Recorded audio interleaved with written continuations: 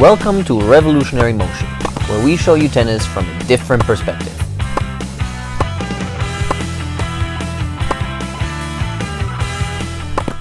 You have probably seen a lot of different backswings and preparations for the serves over the years, and that's completely fine. There's a lot of different ways to go about it, and none of them is really wrong, as long as they all bring you to the trophy position.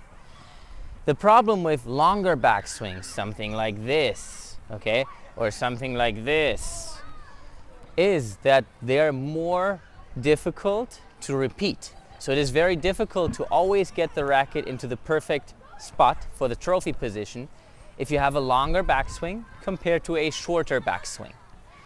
Aside from that, a higher toss requires a longer backswing unless you adjust the timing of the toss and the backswing to synchronize the two.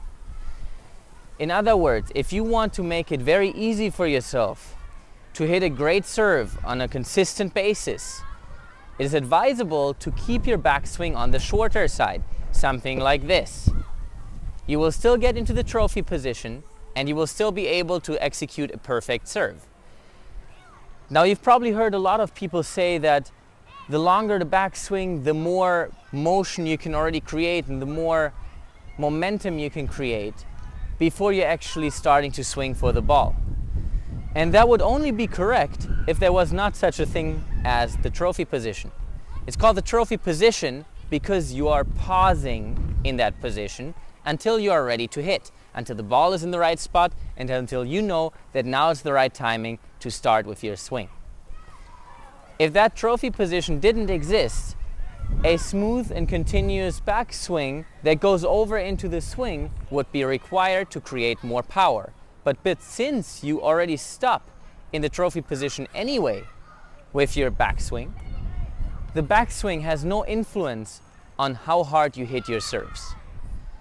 So if it has no influence on the power of your serve, why on earth would you try to have a longer backswing to create more power in the first place? The longer backswing makes it less consistent and harder to repeat.